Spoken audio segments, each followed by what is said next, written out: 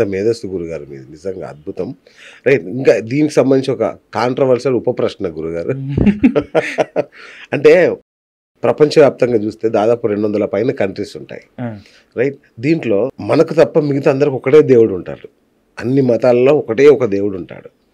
ఆ మతాలు చాలా విశ్వవ్యాప్తమైనవి. అంటే ఉదాహరణకి ముస్లిం, క్రిస్టియానిటీ తీసుకోండి, ఒక్కొక్కరినే పూజిస్తారు. వాళ్ళు విశ్వం అంతా వ్యాపించున్నారు. మనమేమో ఒక్క దేశానికే పరిమితమయ్యాం. సో ఏమన్నా మనం మార్చుకోవాల్సింది ఏమన్నా ఉందా? ఏమి లేదే. మీరు ఎందుకు మనం ఒక దేశానికే పరిమితం అయ్యామని భావిస్తున్నారు? ప్రపంచవ్యాప్తంగా మనం ఈ హిందూ ధర్మం అన్నది ఉంది కదా. ఇప్పుడు మీరు గమనించండి, మొన్న ఏదో పోస్ట్ చూశాను, ప్రపంచానికి ఈ మూల ఒకే రకమైనటువంటి టెంపుల్స్ కన్స్ట్రక్షన్ జరిగి ఉన్నాయి. అలాగే ఇవాళ వేరే వేరే దేశాల్లో అంతెందుకు, ఇప్పుడు ఈ సుబ్రహ్మణ్య స్వామి గుడి ఉంటుంది, ఏదో వేరే దేశంలో ఉంది.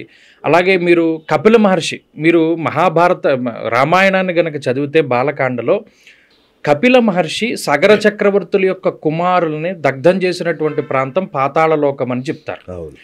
పాతాళలోకం అంటే ఏంటి? మన భారతదేశాన్ని ఎగ్జాక్ట్గా తవ్వుకుంటూ వెళ్ళిపోతే అవతల పక్కన అమెరికా వచ్చేస్తుంది. కొంతమందికి ఈ పాతాళలోకమే అమెరికా అని, అక్కడే రాక్షసులు నివాసం ఉండేవారని, లేకపోతే అక్కడ సర్పాలు ఉంటాయని. అందుకని మీరు పేరు కూడా గమనించండి, కపిల మహర్షి కదా, ఈ యాష్ గార్డెన్స్ అని, లేకపోతే ఇంకోటి అంటే బూడిదికి సంబంధించినటువంటి ఆ పేర్లు ఉంటాయి. మౌంటైన్స్ లేకపోతే అమెరికాలో ఉంటాయి. నేను ఆ పేర్లు కూడా చాలాసార్లు విన్నాను. అలాగే సంకల్పం చెప్పుకోవాలి, అక్కడ సంకల్పం చెప్తారు. ఇప్పుడు మనం భారతదేశంలో చెప్పాలంటే మేరోహో దక్షిణ దిగ్భాగే శ్రీశైలస్య ఈశాన్య ప్రదేశే కృష్ణా గోదావరియోర్ మధ్యప్రదేశ్ అండి. అలాగే వాళ్ళు చెప్పాలి అంటే క్రౌంచపట్టనే అని కొంతమంది చెప్తారు, మేరోహో ఉత్తర దిగ్భాగే అని కొంతమంది చెప్తారు. ఇలా కొన్ని సంకల్పాలు కూడా అందులో ఉంటాయి. ఇప్పుడు ఆస్ట్రేలియా ఉంది, కణ్వ మహర్షి, లేకపోతేనేమో ఈ కొంతమంది ఋషుల తాలూకు విజ్ఞాన కేంద్రాలు అక్కడ ఉన్నాయని చెప్పి మీరు ఒక పుస్తకం రీసెంట్గా నాకు వచ్చింది, కంచి పరమాచార్యుల వారి మహత్యం అని. దాంట్లో ఒక ఆయన ప్రత్యేకించి చెప్పడం జరిగింది. కంచి పరమాచార్యుల వారే ఒకానొక సందర్భంలో పలానా ఋషి వేదాలని అధ్యయనం చేసేటువంటి ప్రాంతాన్ని అక్కడ ఆస్ట్రేలియాలో ఏర్పాటు చేసుకున్నాడు. ఈ ఆస్ట్రేలియానే ఇంకో పేరుతో ఏదో పిలుస్తారు, ఆ పేరు నాకు గుర్తు రావట్లేదు, ఈసారి చెప్తాను. ఆ పుస్తకం చదివితే మీకు అందులో తెలుస్తుంది. విశ్వవ్యాపితమైనటువంటిది హైందవం. మీరు ఎక్కడ దవ్వినా విగ్రహాలే బయటపడతాయి. అదే గురుగారు, అంటే దీన్ని కొనసాగిస్తున్నాను అనుకుంటే ప్రేక్షకులు కూడా. నాకు ఉన్న డౌట్ ఏంటంటే, మనం కూడా అట్లా ఒక దేవుడిని పెట్టుకుంటే ఇట్లా వ్యాపిస్తామేమో కదా. ఇందులో మన దాంట్లో చాలా రకాలైనటువంటి ఉపాసనా మార్గాలు ఉన్నాయి. ఇప్పుడు విగ్రహాల రూపంలో మనం ఆరాధన చేయొచ్చు. అసలు మన పూర్వీకులందరూ కూడా అసలు విగ్రహారాధనే చేయలేదు. ఉదాహరణకి ఆ ఉపాసన ఎలాంటిదంటే, రామకృష్ణ పరమహంస ఉన్నారు, ఆయన మీరు గమనిస్తే ఆయన ఎప్పుడూ కూడా అలా ధ్యానంలో ఉండేవాళ్ళు. ఎవరిని చూసినా మీరు ధ్యానంలోనే భగవంతుడిని చూశారు. వాళ్ళందరూ ఒకటే మాట అంటారు, ఎలా అయితే ఒక సముద్రం అనేక రకాలైనటువంటి రత్న భాండాగారాలకి నిలయమో, నువ్వు కూడా అంతే. నీలో నువ్వు అది వెతుక్కో, అది వెతుక్కున్న నాడు నీకు మొత్తం కనబడుతుంది అని. ఒక గొప్ప మహానుభావుడు పేరు చెప్తాను. ఆయన త్రిలింగస్వామి అని ఒక ఆయన 300 సంవత్సరాలు బతికాడు. ఆయన తెలుగు ఆయన. ఈయన పేరు ఎంతమందికి తెలుసు? మీరు చెప్తే కానీ ఇప్పుడు తెలియదు. కాశీ క్షేత్రంలో బిందుమాధవుడు గుడి వరకు అందరూ వెళతారు, కానీ బిందుమాధవుడు గుడి పక్కనే త్రిలింగస్వామి మఠం అని చెప్పి ఒక మఠం ఉంటుంది. 300 సంవత్సరాల పాటు ఆయన జీవించి ఆయన సజీవ సమాధి అయినటువంటి ప్రాంతం కూడా అక్కడే ఉంటుంది. ఆయన మన ఆంధ్రవాడు, తెలుగువాడు. మొన్న ఏదో పుష్కరాలు జరిగినప్పుడు, గంగానది పుష్కరాలు జరిగినప్పుడు మోదీ గారు కూడా ప్రస్తావించాడు, మన గంగా గోదావరికి ఉండేటువంటి ఈ సంబంధం ఎలాంటిదంటే, చక్కగా మీ త్రిలింగ స్వామి కూడా మా దగ్గర ఉన్నారు. ఆయనకంత నాలెడ్జ్. త్రిలింగ స్వామి గురించి ఆయన మాట్లాడారు. ఆయనకి ఎంత పెద్ద లింగం దొరుకుతుందంటే ఇప్పటికే అక్కడ ఉంది, మీరు చూడొచ్చు. ఆ త్రిలింగ స్వామి మఠంలో దాదాపుగా మీ ఎత్తు లింగం దొరుకుతుంది. పంచగంగా ఘాట్ అని కాశీలో ఉంటుంది. ఆ పైకి ఎక్కడానికి 500 మెట్లు ఎక్కాలి. ఇవి ఎంత నిటారుగా ఉంటాయి. ఆ లింగాన్ని 200 సంవత్సరాల వయసున్నటువంటి ఒక ఆయన భుజం మీద ఎత్తుకుని పైకి వెళ్ళాడు, బాహుబలి సినిమాలో లాగా. ఆ లింగం ఇప్పటికే అక్కడ చూడొచ్చు మీరు. మరి అలాంటి మహానుభావులు అందరూ మనకి పుట్టారు. వాళ్ళందరూ ఏ విగ్రహారాధన చేశారు? భగవంతుడిని ఉపాసించినప్పుడు ఆ విగ్రహారాధనే కాకుండా మామూలుగా చేసేటువంటి ఉపాసన కూడా చాలా గొప్పది. అలా చేసి చూపించిన వాళ్ళు ఉన్నారు. అది మన ధర్మంలోనే ఉన్నది. ప్రపంచం అంతా పడుకుంటున్నప్పుడు మన ఋషులు అరచేతితోటి అలా చూపించారు జ్ఞానాన్ని. మరి ఆ గొప్ప శక్తి మనకే కదా. ఒక చరకుడిని తీసుకున్నా, ఆర్యభట్టను తీసుకున్నా, లేకపోతేనేమో మన ఈ ఋషులను తీసుకున్నా, వీళ్ళందరూ మరి విజ్ఞానం ఎలా అందించారు మనకి? ప్రపంచం పడుకున్నప్పుడు మన వాళ్ళందరూ గొప్పగా పనిచేశారు. శ్రీకృష్ణుడు తన జ్ఞానాన్ని ఉపయోగించి సముద్రం మధ్యలో పట్టణాన్ని కట్టాడు. మరి అవన్నీ ఎలా కట్టాడు? అద్భుతమైన ఇంజనీరింగ్. అది ఇప్పటికీ మన వాళ్ళకి తెలియదు. ఇప్పుడు దుబాయ్లో ఏదో కడుతున్నారు కానీ మరి ఇవన్నీ మన హైందవ ధర్మంలోనే ఉన్నాయి. మీరు గమనించండి, పాతకాలం ఇవి కూడా. ఇప్పుడు శ్రీకృష్ణదేవరాయలు పరిపాలించిన హంపీలో రివర్స్లో పడుతుంది అక్కడ నీడ, ఒక గోపురం తాలూకు నీడ రివర్స్లో పడుతుంది. ఎలా పడుతుంది? ఆ టెక్నిక్ ఏంటి? అలాంటివి మన వాళ్ళు ఇప్పటివరకు ఏదైనా కట్టారా? లేదా హంపీ ఇప్పటికీ మీరు వెళ్ళొచ్చు, అందులో ఉన్న కట్టడాలు ఆశ్చర్యం వేస్తుంది. అలాంత లోపలికి నీడ, లైట్ ఎలా వెళ్తుంది, గాలి ఎలా వెళ్తుంది, ఇవన్నీ మనం పట్టుకోలేము. అవంతా కూడా అంత సైంటిఫిక్గా మన వాళ్ళు పూర్వీకులు కట్టారు. వారందరూ అనుసరించిన విధానం ఏంటి? రావణాసురుడు ఉన్నారు, ఆంజనేయ స్వామి సీతాదేవిని వెతకడానికి వెళ్ళినప్పుడు ఇన్ని ఉన్నాయి, అక్కడింత పుష్పక విమానాలు ఉన్నాయి, అక్కడింత హైఫై టెక్నాలజీ ఉందని చెప్పి ఆయన చెప్పుకుంటూ వస్తాడు. మరి ఇవన్నీ గతంలోనే ఉన్నాయి కదా. ఇక్కడ ఏంటంటే మన వారి యొక్క విజ్ఞానము అన్నది చాలా గొప్పది. అలాగే మనం ఈ ధర్మాలు కానీ లేకపోతే మన ఈ వేదము కానీ దానిలో ఉండేటువంటిది కేవలం భగవదారాధన మాత్రమే కాదు.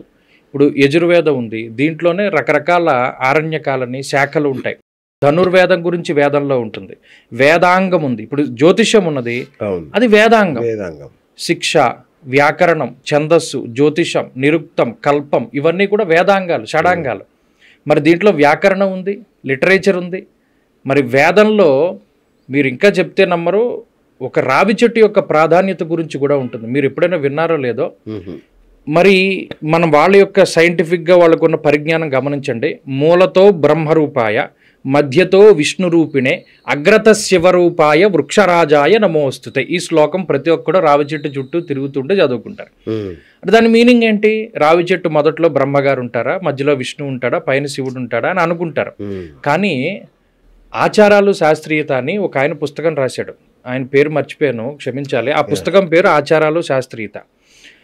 అందులో ఆయన రీసెర్చ్ చేసిన అంశం ఏంటంటే, పూర్వం గర్భస్రావం అయ్యేది చాలా మందికి, అంటే కడుపు ప్రెగ్నెన్సీ రాక ఈ దెబ్బతిని చాలా మంది. అప్పుడు ఆడవాళ్ళు ఏం చేసేవారు, ఒక దారం తీసుకుని రావి చెట్టు చుట్టూ తిరుగుతూ కట్టేవారు.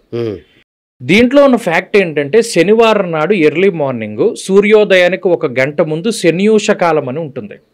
అది చాలా పవర్ఫుల్. దానికి ఇంకా ఏ ముహూర్తంతో పల్లా, మనం ఏది స్టార్ట్ చేయాలన్నా శనియూషంలో స్టార్ట్ చేస్తే సక్సెస్ అయిపోతుంది. దానికి తిథి, వారం, నక్షత్రం, యోగం, కరణంతో పల్లా.